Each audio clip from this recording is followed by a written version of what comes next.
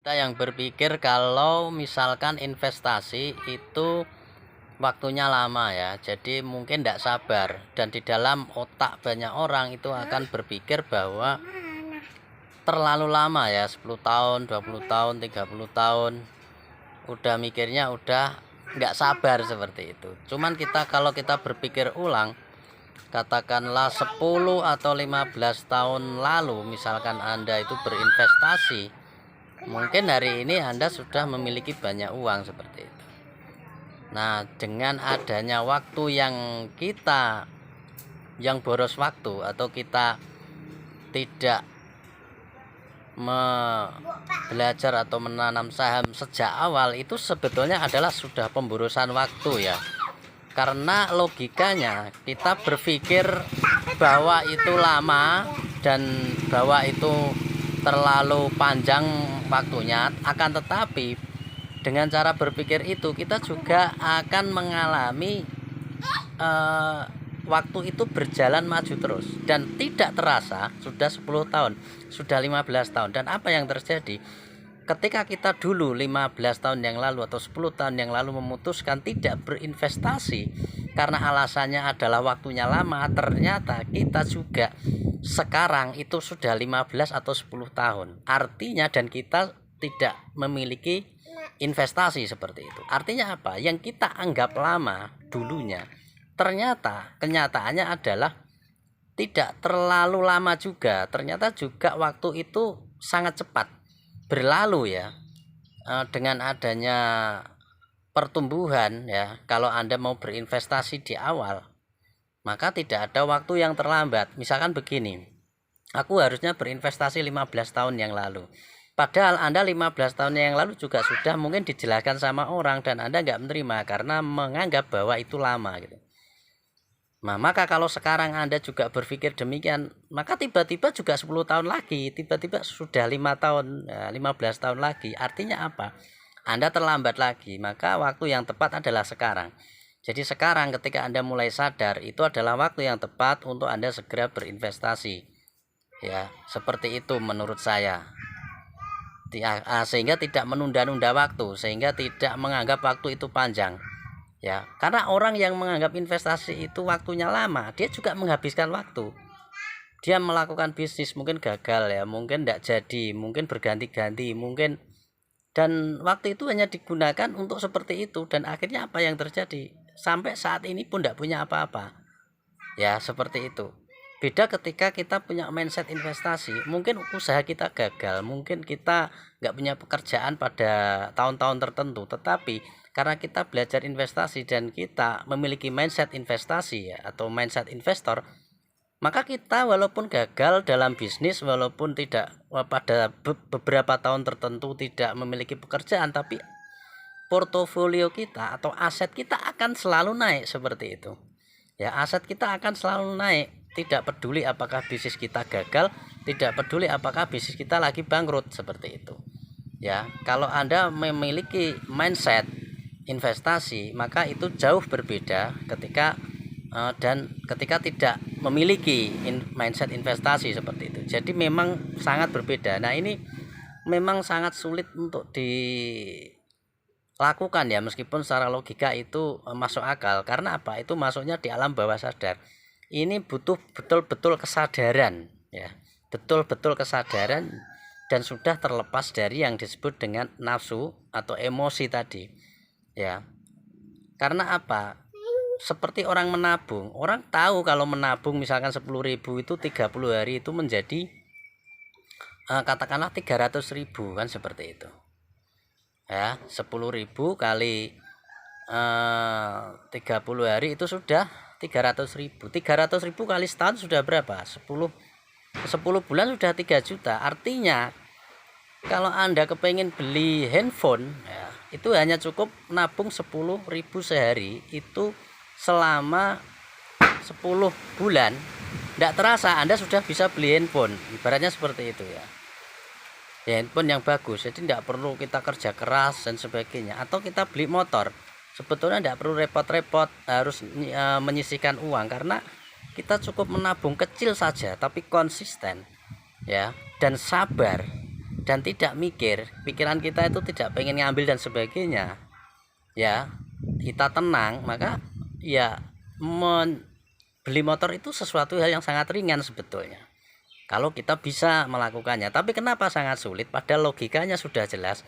10.000 aja kali 10 bulan itu sudah 3 juta. Kali misalkan 10 bulan itu sudah 30 juta. 10 tahun, berarti 10 tahun Anda hanya nabung 10.000, itu sangat kecil sekali ya kalau orang kerja ya. Tapi mengapa sangat sulit sekali ya? Orang kerja harusnya mungkin gajinya 3 juta atau bahkan 10 juta, tapi kenapa nggak punya tabungan gitu? Karena memang ini masuknya ke alam bawah sadar atau otak emosi kalau dalam ilmu neuroscience ya, atau otak emosi atau otak emosional. Jadi kita bertindak itu berdasarkan emosi, tidak berdasarkan logika. Seperti itu. Nah, kalau kita sudah mampu bertindak secara logis, secara matematis, dan sudah tidak dikuasai oleh emosi, tidak dikuasai oleh alam pikiran bawah sadar kita, maka kita akan melakukan sesuatu sesuai dengan programnya. Misalkan seperti ini, aku niat mau nabung 10.000 sehari gitu kan, atau aku niat mau beli motor 10 tahun lagi, atau nggak usah seperti itulah, misalkan aku mau apa gitu kan, pokoknya nabung 10.000 sehari itu wajib. Kalau kita nggak dikuasai oleh nafsu itu pasti bisa, tapi yang paling sulit adalah dikuasai oleh nafsu atau emosi tadi. Karena ketika kita sudah terkumpul uang, kita akan gatal gitu, gatal pengen beli apa. Makanya orang yang gajinya besar atau dapat pendapatan besar atau tiba-tiba bonusnya besar, tiba-tiba ikut bisnis ya, kemudian gajinya tiba-tiba dapat ratusan juta, ya tetap aja setelah bisnisnya selesai dia juga selesai gitu, nggak ada tabungan, nggak ada investasi, dan nggak ada macam-macam, karena dia dikuasai oleh otak emosi. Ketika pendapatan besar, pengeluaran juga besar gitu, mikirnya aneh-aneh, belinya aneh-aneh, mikirnya investasi. Nah, tapi karena nggak paham investasi dan liabilitas ya, antara investasi dan liabilitas itu nggak tahu, maka yang terjadi adalah seolah-olah dia beli investasi padahal dia beli liabilitas. Liabilitas itu adalah sesuatu yang jadi beban gitu loh. Contohnya mobil dianggap aku gajinya besar nih, aku pengen beli mobil untuk investasi. Nah, itu salah sebetulnya, karena itu bukan investasi, itu adalah pengeluaran. Investasi adalah sesuatu yang Anda tidak kerja dan itu akan selalu menghasilkan uang, itu yang disebut investasi ya. Contohnya misalkan Anda beli mobil tapi Anda rentalkan, kemudian ada yang jaga, tanpa Anda itu sudah jalan, udah sistemnya sudah bergerak sendiri, udah ada manajerialnya sendiri. Nah, itu disebut dengan investasi karena Anda nggak mengerjakan. Nah, ada lagi misalkan kos-kosan, ada lagi misalkan saham. Nah, itu bisa yang disebut dengan investasi. Tapi kalau sesuatu yang malah menjadikan Anda beban, beban bensin, beban pajak, beban macam-macam ya, beban pengeluaran kalau rusak dan sebagainya, itu bukan investasi, Anda membeli beban ya. Dan kebanyakan 99% orang ketika dia mendapatkan uang, dia nggak membeli investasi tapi dia membeli beban ya. Sehingga ketika pekerjaannya sudah tutup atau dia nggak punya pekerjaan lagi, dia bingung karena apa, ya ada pemasukan lagi karena investasinya tidak berkembang. Seperti itu. Beda ketika Anda masuk contohnya di saham gitu kan, dan Anda memahami polanya, Anda belajar, Anda mengasah skill. Ketika penghasilan Anda besar, Anda ikut belajar ilmu saham yang benar-benar valid. Nah, seperti itu ya contohnya.